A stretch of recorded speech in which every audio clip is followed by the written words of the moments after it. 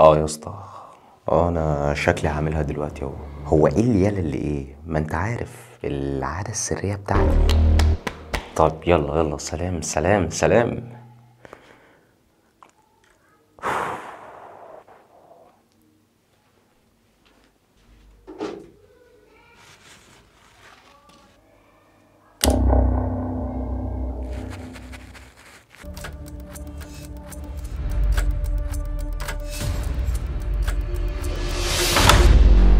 انت بتعمل ايه؟ انت بتعمل ايه اللي ما تربيتش؟ في يا ماما؟ وريني تليفونك. وريني تليفونك. هات يلا.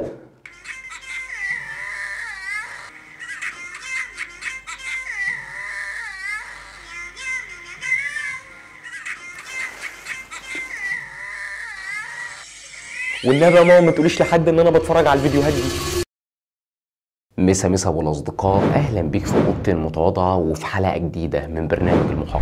عاوزك تتخيل معايا الموقف التالي ابو الاصدقاء، ان في يوم من الايام تكون نايم وتلاقي تليفونك بيرن الساعه 4 الفجر، فتستغرب مين اللي بيتصل في الوقت ده. فلما تبص في التليفون تلاقي انه رقم غريب، ولما ترد وتقول الو تلاقي ان في شخص بيكلمك وفي صويت جامد حواليه، ولما ترد عليه تلاقيه بيقول لك ايه يا محمد، انا عمك خالد جوز عمتك رانيا. فتقول له في ايه؟ فيقول لك ان عمك محمود اخ ابوك على طول مات. فانت تقوم مفزوع من النوم وتلبس هدومك وتسافر على طول، واول ما توصل هناك تلاقي الدنيا كلها مقلوبه. المهم تفضل قاعد هناك كام يوم، تكون اجراءات الدفن خلصت والثلاث ايام بتوع العزا خلصوا، وتقوم مروح والموضوع خلص وروحت بيتك. المهم ان بعد كام يوم تلاقي نفس الرقم بيتصل عليك، فتقول الله يخرب بيت عمتي على جوزها، في ايه تاني؟ فلما ترد تلاقي جوز عمتك بيقول لك الو يا محمد، انا عمك خالد جوز عمتك رانيا. تقول له عارفك يا عم، في مصيبه ايه تاني؟ اخلص. فيقول لك ان هم عاوزينك في البلد ضروري. فتقول له يا عم ما انا كنت لسه موجود، ايه اللي حصل تاني ما تقول؟ يقول لك انا ما اعرفش، لما تيجي هتعرف. فتقول له اقفل ده انت رخم، وتروح لابس ابو الاصدقاء وتروح مسافر على البلد. المهم اول ما تروح هناك يقولوا لك عاوزينك تمسك اعصابك من اللي هتسمعه دلوقتي. فانت تتخض وتقول لهم في ايه؟ يقولوا لك ان عمك محمود الله يرحمه لما توفى كان سايب حوالي 5 مليون جنيه، وعشان انت عارف انه ما كانش بيخلف وكان بيحبك جدا، فلو انه كان كاتب وصيه وحاططها في درج الكوميدينو وبيقول فيها ان انت يا محمد ليك في ال5 مليون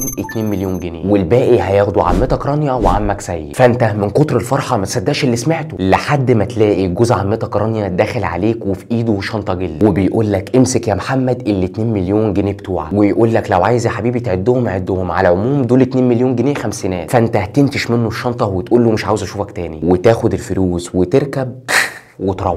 وطول الطريق انت قاعد بتبص للشنطه الجلد وتفتكر احلامك، تفتكر الشقه المعفنه اللي انت قاعد فيها، ويجي في دماغك ان اول حاجه هتعملها بالفلوس انك هتشتري شقه، ومش اي شقه، شقه بقى ايه في حته راقيه وكده. المهم اول ما تروح تاخد يومين اجازه من الشغل، تروح فيهم ايه بقى مزاجك كده، وتقعد بقى ايه تدور على الشقه. المهم وانت قاعد كده بتسكرول وبتدور على فيسبوك عن الشقه الجديده، فيظهر لك بوست ناس كتير قوي من صحابك مشيرينه، وتلاقيه انه مين معمول على الشاعرين العظماء جدا الله يرحمهم احمد شوقي وابراهيم حافظ. لما ابراهيم حافظ حب ينكش احمد شوقي وقال له يقولون ان الشوق نار ولوعه، فما بال شوق اليوم اصبح بارد. وهنا بقى ايه ابراهيم حافظ بيلقح على احمد شوقي، بيقول فما بال شوق اليوم اصبح بارد، ويقوم ردد عليه ساعتها الشاعر العظيم احمد شوقي، ويقول البيت اللي مشهور جدا ليه استودعت انسانا وكلبا امانته فضيعها الانسان والكلب حافظه. الكلب حافظه قصده هنا ايه على ابراهيم حافظ. المهم يضحكك البوست وتقوم مشيره وتكتب فوقيه لو كان مروان موسى وابي يوسف بيتكلموا باللغه العربيه الفصحى. المهم وانت مكمل تقليب يظهر لك اعلان شقه احلامك، شقه في بيفرلي هيلز في عماره واخده 3 نواصي ومساحتها 350 متر، وتلاقي ان سعرها 5 مليون، وتلاقيهم كاتبين في البوست انك لو دفعت 2 مليون جنيه مقدم هيجهزوا العقود وتمضيها وتستلم الشقه على طول، وال3 مليون التانيين تقدر تدفعهم بالتقسيط على 10 سنين وبدون فوائد. فانت عينك لمعت وقلت ان هي دي فرصه العمر، فتبعت لهم ويبعتوا لك لوكيشن الشقه، وعشان خلاص القشه بقت معدن قلت ما تركبش ميكروباص وانت رايح، وتركب اي حاجه من ابلكيشنات التوصيل دي، وبالفعل تروح محمل الابلكيشن وتوافق على الشروط والمعايير وتجهز شنطه فلوسك وتطلب الرحله،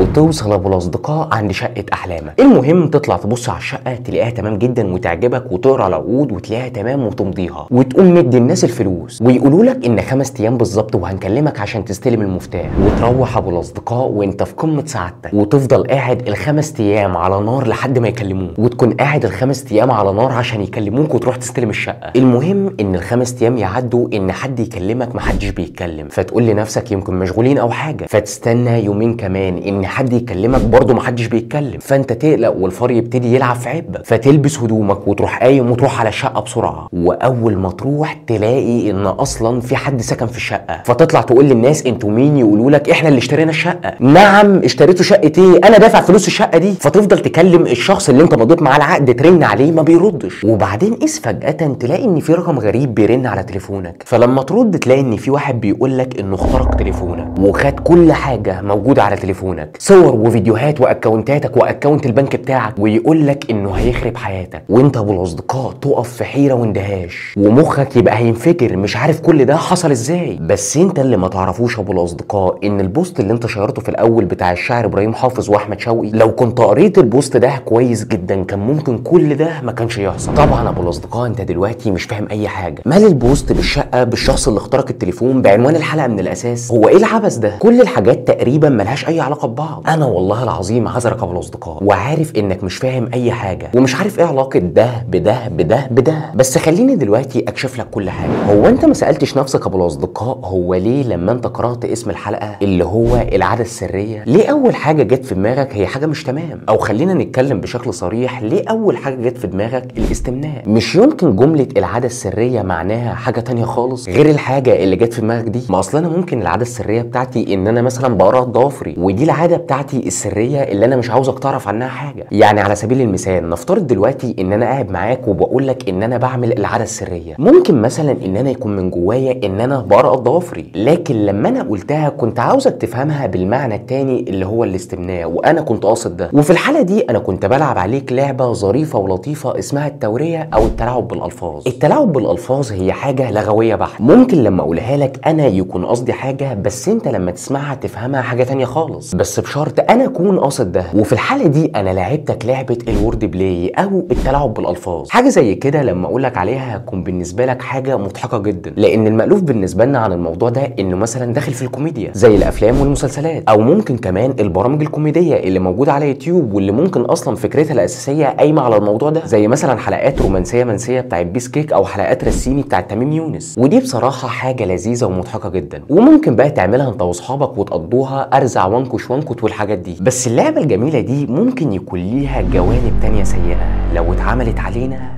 تعمل كوارث، وبدل ما يكون الجانب الوحيد للموضوع هو الجانب الكوميدي يكون ليها جوانب تانية سيئة، وغرضها النهب والسرقة وإشباع رغبات الناس السيئة، ودي تبقى العادة السرية اللي انت ما تعرفهاش بتاعت الناس السيئة. لو مش فاهم الموضوع أبعاده ممكن توصل لفين وتعمل ايه، فخليني أقول لك بكل بساطة إنك ممكن تعمل بالورد بلاي أو اللعب بالكلمات دولة كاملة، وده يديك الحق إنك تموت آلاف الناس عشان تاخد دولتهم، ومفيش أي حد يقدر يكلمك عشان بس انت لعبت شويه كلمات. ومش بس بعد الموضوع ده هو بعد سياسي، ده ممكن كمان يبقى اقتصادي ويقلب كل اللي في جيبك، وكل ده وانت مش حاسس وما تعرفش اي حاجه. ويوم ما تعرف وتفكر انك تروح تعترض هتبقى امك في العشه ولا طارد، وبقى بيني لو عرفت تاخد حق ولا باطل. طبعا ابو الاصدقاء انت مش فاهم اي حاجه من كل الكلام اللي انا قلته ده، ومش فاهم مال اللي انت بتقوله دلوقتي بام القصه اللي انت قلتها في اول الحلقه، مال ده بالاقتصاد والسياسه. انت يا ابني بتقول ايه؟ ابو الاصدقاء مبدئيا ما تتكلمش معاه بالطريقه دي، انا بحبك بس خليني اشرح لك كل حاجه. فاكر القصه بتاعتك لما كان اسمك محمد في اول الحلقه، لما عمك محمود مات وجوز عمتك رانيا كلمك في التليفون وقال لك ان انت ورثت 2 مليون جنيه؟ فاكر بقى لما روحت بالفلوس وكنت بتقلب على فيسبوك عشان تدور على الشقه اللي تشتريها، ظهر لك ساعتها الميم اللي انت شيرته بتاع الشاعرين الله يرحمهم احمد شوقي وابراهيم حافظ. انت بقى ابو الاصدقاء لو كنت ركزت في الكلام اللي الشاعرين دول قالوا له بعض، كانت كل المشاكل اللي هي الفلوس اللي اتضحك عليك فيها وانت بتقدم على الشقه وتليفونك اللي اتهكر، كل ده ما كانش حصل. خلينا افهمك، هو اللي عمله الشاعرين احمد شوقي وابراهيم حافظ طبعا مع حفظ الالقاب في الابيات اللي قالوها لبعض، ده كان يعتبر ايه؟ يقولون ان الشوق نار ولوعة فما بال شوق اليوم اصبح بارد. هنا الشاعر ابراهيم حافظ بيلقح على احمد شوقي، وبالمناسبه دي توريه او نوع من انواع الورد بلاي، وده برضه نفس الكلام اللي عمله احمد شوقي لما رد على ابراهيم حافظ وقال له استودعت انسانا وكلبا امانته فضيعها الانسان والكلب حافظه. فهنا احمد شوقي بيبعتها لمين؟ لابراهيم حافظ، فبرضه هو رد عليه بنوع من انواع التوريه. ايه علاقه بقى الكلام اللي قالوه الشاعرين دول بعض بالفلوس اللي اتنصب عليك فيها وتليفونك اللي اتهكر. انا هفهمك. هو احنا لما حكينا ان انت اول مره لما كنت رايح تشوف الشقه، يعني لما كنت رايح تبص عليها، فاكر لما قلت لك ان انت مضيت على عقد قبل ما تدفع الفلوس؟ هتقول لي اه يا شهاب، امال هدفع الفلوس على اساس ايه يعني؟ ما لازم من الاول امضي عقد. حبيبي اهدى يا بابا، كلامك صح، بس انت ابو الاصدقاء قرات العقد كويس؟ هتقول لي اه قراته كويس. ابو الاصدقاء انت متاكد؟ هو انت عارف ليه ابو الاصدقاء انت اتنصب عليك في الشقه دي ومش هتعرف تاخد لا حق ولا باطل مع الناس دي؟ لان كان في كلمه في العقد في بند من البنود اتكتب بطريقه التوريه او الورد بلاي، فلما انت قراتها فهمتها حاجه، لكن بالنسبه للشخص التاني لما يجي يفسرها مثلا قدام القضاء هيفسرها حاجه تانيه خالص، عشان الكلام لما اتكتب بطريقه لعب عليك عشان اول ما تمضي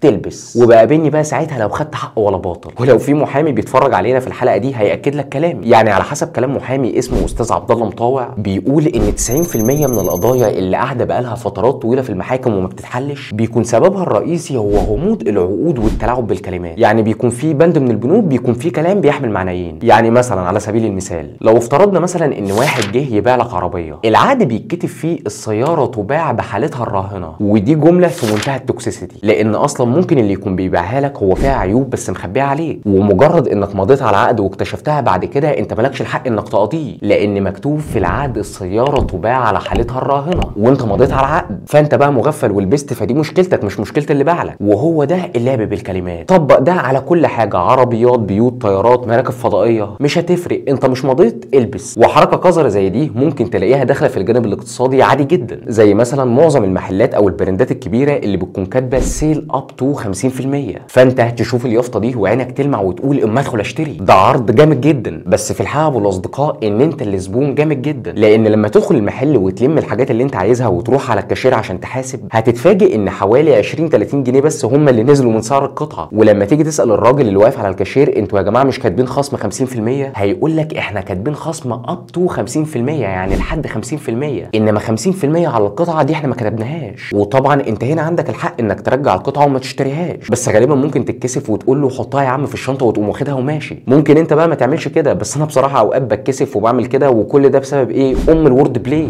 يا ابو الاصدقاء ده الموضوع ممكن يوصل لانه يخترق خصوصيتك. فاكر لما تليفونك اتهكر في القصه اللي في اول الحلقه؟ مش انت لما كنت رايح تشوف الشقه ابو الاصدقاء حملت ابلكيشن على تليفونك عشان يوصلك؟ ساعتها بقى لو تفتكر انت وافقت على التيرمز اند كونديشنز اللي هي الاحكام والشروط بتاعه البرنامج عشان يتحمل على تليفونك. لو افترضنا ان انت قريت الاحكام والشروط دي، مع اني اجزم لك ابو الاصدقاء ان انت ما بتقراهاش، ده انت ممكن يا اخي تحمل ابلكيشن اسمه حبيشه وتوافق على احكامه وشروطه من غير ما تشوفها، وده مش انت لوحدك اللي بتعمله. على حسب دراسه اتعملت، الناس اللي في الدراسه دول عملوا ابلكيشن وعملوا له شروط واحكام. بس ركز في دي، كان من ضمن الشروط والاحكام دي بند كان بيقول ان اليوزر اللي هيستخدم التطبيق ده هيتنازل عن ابنه للشركه. تسمع بقى المفاجاه، 90% من الناس اللي حملت الابلكيشن وافقت على الشروط دي. هم مش وافقوا عشان مش عايزين ابنهم، بس وافقوا عشان ما خدوش بالهم اصلا من اللي مكتوب، خصوصا ان البند ده كان مكتوب بطريقه فيها لعب في الكلام. وتوقع الورد بلاي او اللعب في الكلام في اي ابلكيشن انت بتحمله. ليه؟ لان في شروط واحكام انت فعلا ممكن لما تقراها ما تفهمش حاجه، بس بدوسك على كلمه اكسبت او موافق دي تدي للابلكيشن اكسس انه يتجسس عليك ويسجل لك وياخد كل حاجه موجوده على الموبايل، وكل ده